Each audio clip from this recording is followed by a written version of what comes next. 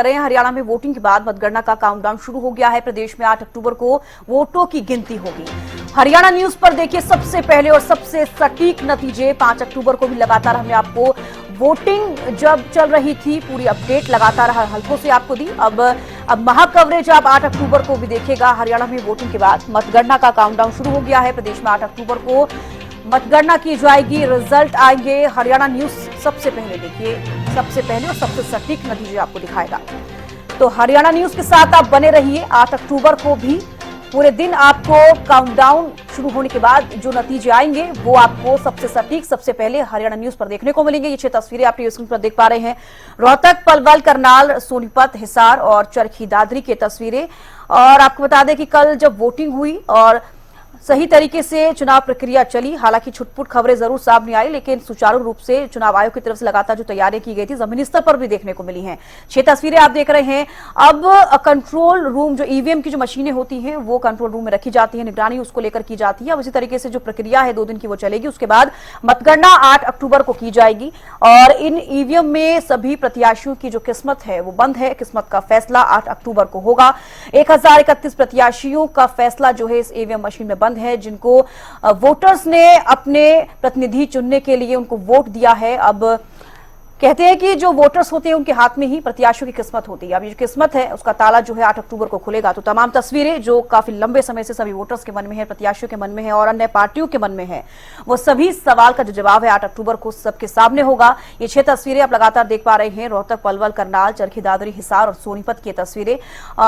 5 अक्टूबर को वोटिंग हो चुकी है। सभी ने अपने मताधिकार का इस्तेमाल करते हुए अपने पसंदीदा प्रत्याशी को वोट दिया है। अब 8 अक्टूबर को ये देखने वाली बात होगी कि किसकी सत्ता पलटती है या फिर सत्ता में वापसी होती है। क्या कुछ समीकरण के बाद सरकार बनती है, किसकी सरकार बनती है, ये भी देखने वाली बात होगी। सभी के मन में ये सवाल है। 8 अक्टूबर का इंतजार अब सभी को करना होगा और उसके बाद तमाम तस्वीरें साफ हो जाएंगी।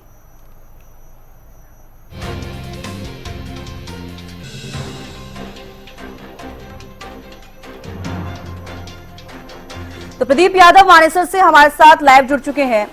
प्रदीप, सबसे पहले आपसे ये पूछना चाहूंगी, देखिए 8 अक्टूबर को अब मतगणना होनी है। सभी को इंतजार है कि 8 अक्टूबर को क्या कुछ होने वाला है। क्या लग रहा है कि किस और जनता का रुख रहा होगा जिसकी वजह से अब राज्य में किसकी सरकार बन सकती है, क्या कुछ नतीजे आ सकते हैं? जी बिल्कुल, बताना चाहेंगे कल वोटिंग पूरी हो गई थी। हरियाणा में लगभग 66.96% जो वोट है प्रतिशत आया था। इतने लोगों ने जो वोट डालकर अपना मत का अधिकार का इस्तेमाल किया था और कहीं ना कहीं अब 8 अक्टूबर का जो प्रत्याशी है उनकी जो किस्मत है वो 8 अक्टूबर की जो ईवीएम मशीन खुलेगी उनमें कैद हो चुकी है। और कहीं ना कहीं अब लोगों का जो रुख है वो हम हरियाणा की बात करें तो हरियाणा में अगर हम बात करें तो कांग्रेस की तरफ कहीं ना कहीं लोगों का रुख नजर आ रहा है। और हालांकि अभी लोगों की किस्मत है ईवीएम मशीन में कैद है और ईवीएम मशीनें कल वोटिंग के बाद से ही जो सुरक्षित स्थानों में पहुंचा दी गई थी। अगर हम गुरुग्राम की बात करें तो गुरुग्राम में सेक्टर 14 जो महिला विद्यालय है उसके अंदर जो स्ट्रॉन्ग रूम में रख दी गई और इसकी जो सिक्योरिटी है वो 3 लेयर में बांटी गई है। आईटीबीपी और अगर हम बात करें तो आईटीबीपी, सीआरपीएफ और हरियाणा पुलिस तीनों ही इस जो स्ट्रॉन्ग रूम की जो सुरक्षा है वो कर रही है। और साथ ही जो 8 तारीख को जो ये ईवीएम मशीनें खुलेंगी उसके बाद जो प्रत्याशी है उनकी किस्मत का जो फैसला 8 तारीख को होगा। बिल्कुल, देखिए 8 अक्टूबर को फैसला होगा। सभी को इसी का इंतजार है कि 8 अक्टूबर को क्या कुछ होने वाला है। 62 वोट फीसदी का हम जिक्र कर रहे हैं लगातार। 66% से ज्यादा वोट हुए हैं। 2019 में 1% ज्यादा हुए थे। लेकिन क्या इसको माना जाए? देखिए कभी भी जिस तरीके से जब भी चुनाव होते हैं, जब वोट प्रतिशत में कम बढ़ोतरी होती है तो कहीं ना कहीं कुछ मायने इसके निकलकर सामने आते हैं।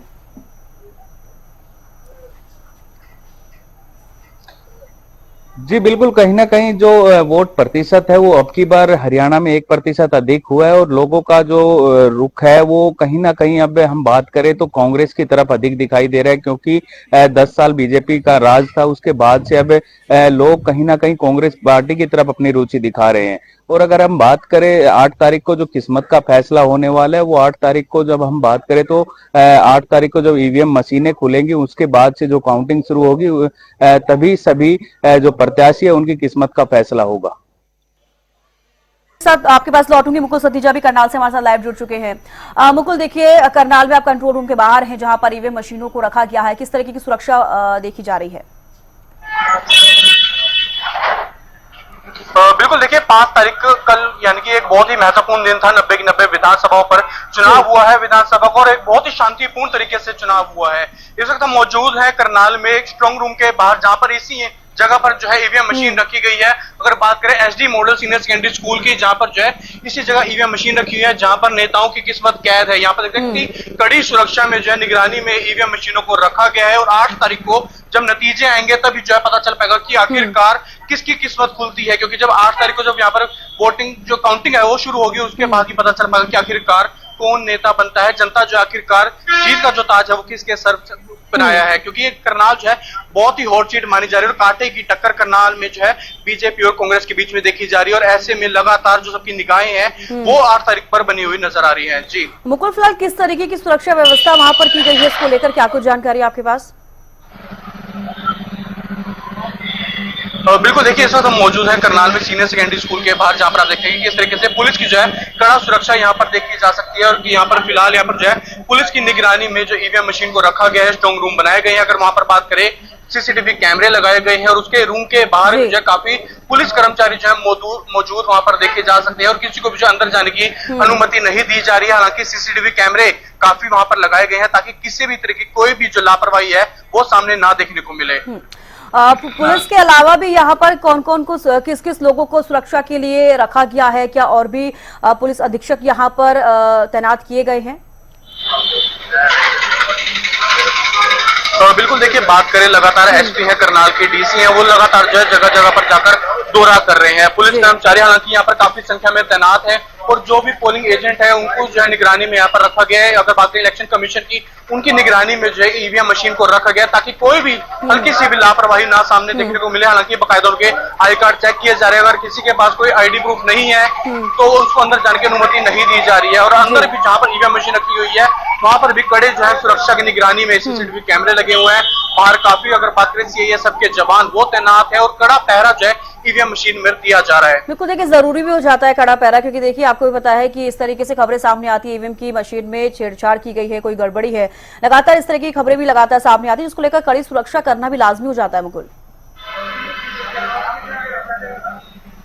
बिल्कुल, देखिए बहुत ही जरूरी हो जाता है, क्योंकि अगर हल्की सी लापरवाही होगी तो कहीं ना कहीं यहाँ पर जो है लापरवाही मानी जाएगी। अगर कोई भी अनजान व्यक्ति अंदर जाता है तो कहीं ना कहीं छेड़छाड़ का या ऐसी तरीके की कोई भी वारदात, छोटी छोटी भी वारदात अगर सामने आती है तो बड़े सवाल जो है वो पैदा हो जाते हैं सुरक्षा पर। इसके लिए जो है कहीं ना कहीं यहाँ पर पुलिस को तैनात कर दिया गया है, सीसीटीवी कैमरों की उससे जो है निगरानी रखी जा रही है, और अंदर भी सीआईएसएफ की बात करें या अलग अलग तरीके के जो सुरक्षा एजेंट है उनको जो है तैनात कर दिया गया, ताकि कोई भी लापरवाही जो है वो सामने ना। बिल्कुल, देखिए बहुत जरूरी भी हो जाता है। आप बने रहिए हमारे साथ मानेसर से प्रदीप भी जुड़े हुए हैं। प्रदीप, देखिए गुरुग्राम का मैं जिक्र करूंगी, कल जब वोटिंग चल रही थी तो गुरुग्राम में सबसे कम वोट डले थे, इस तरह की खबरें सामने आ रही थी। शाम तक का मैं वक्त का जिक्र करूंगी, 4 से 5 के बीच में भी लगातार अपील भी की जा रही थी कि सभी लोग अपने घर से निकलिए, वोट करिए। इसका कितना असर देखने को मिल सकता है? जी बिल्कुल, कहीं ना कहीं हम बताना चाहेंगे, जो अगर हम हाई राइज बिल्डिंग की बात करें तो शहरी इलाका है, शहरी इलाके की अगर हम बात करें तो 5 दिन की जो ये छुट्टियां थी, अगर हम बात करें 2 अक्टूबर की, 3 अक्टूबर की वर्षियन जयंती थी, उनको 1 दिन की 4 तारीख की छुट्टी लेनी थी। कहीं ना कहीं वो 5 दिन की जो छुट्टियां हुई हैं उससे जो हाई राइज बिल्डिंग है उनका कहीं ना कहीं असर देखने को मिलेगा, क्योंकि जो हाई राइज बिल्डिंग है वो भारतीय जनता पार्टी की वोट मानी जाती है। क्योंकि शहर की जो वोटें हैं, जो सेक्टरों में रहते हैं, वो वोट कहीं ना कहीं भारतीय जनता पार्टी को देते हैं, सेंट्रल गवर्नमेंट को देते हैं, और इन लोगों की जो नामौजूदगी है वो कहीं ना कहीं भारतीय जनता पार्टी को काफी खलेगी। और इन्हीं वोटों के कारण जो वोट परसेंटेज है, अगर हम गुरुग्राम की बात करें तो इन्हीं वोटों के कारण जो गुरुग्राम का वोट परसेंटेज है वो कम आया है। और ग्रामीण क्षेत्र की बात करें तो ग्रामीण क्षेत्र में कहीं ना कहीं लोगों ने बढ़ चढ़कर मतदान किया है। और अगर हम गुरुग्राम जिले की जो कम वोटों की बात है वो इन सेक्टर वोटों के कारण हुई है। बिल्कुल प्रदीप, ये भी जानना चाहूंगी कितने प्रतिशत वोट गुरुग्राम में पड़े हैं, क्योंकि देखिए कल तक तो खबर यही थी कि काफी कम संख्या में लोग वहां पर पहुंच रहे हैं और वोट डालने के लिए।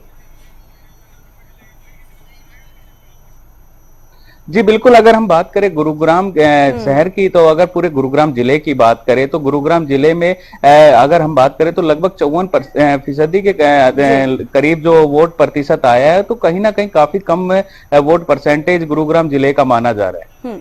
चलिए, बेहद शुक्रिया आप दोनों का हमारे साथ जुड़ने का, तमाम जानकारी देने के लिए। तो देखिए, आपको बता दें कि 8 अक्टूबर को मतगणना होनी है। ऐसे में सभी के अब मन में जो सवाल है, 8 अक्टूबर को वो तमाम सवाल साफ होते हुए नजर आएंगे। कहां पर कितने प्रतिशत वोटिंग हुई, ये भी हमने आपको बताया। कंट्रोल रूम के बाहर कड़ी सुरक्षा जो है की गई है, क्योंकि देखिए ईवीएम मशीन अब उस कंट्रोल रूम में कैद हैं, जहां पर सभी 1031 प्रत्याशियों की किस्मत का फैसला 8 अक्टूबर को होगा। उसको लेकर भी कड़ी सुरक्षा की गई है, क्योंकि देखिए आमतौर पर चुनाव के बाद लगातार इस तरह की खबरें सामने आती हैं कि ईवीएम की जो मशीन है उसमें गड़बड़ी हुई है। वोटों को लेकर सत्ता पक्ष और जो विपक्ष होता है लगातार आपसी लोगों के ऊपर आरोप लगाते हुए नजर आता है। तो ऐसे में पूरी कोशिश चुनाव आयोग की तरफ से भी की जाती है कि कड़ी निगरानी में रखा जाए। हालांकि सीसीटीवी लगाए गए हैं, कड़ी सुरक्षा की गई है, पुलिस हो जवान हो सभी को वहां पर तैनात किया गया है, 3 लेयर की सुरक्षा की गई है। अब ऐसे में कड़ी सुरक्षा की जा रही है। अब देखने वाली बात होगी 8 अक्टूबर को क्या कुछ तस्वीरें निकलकर सामने आती हैं।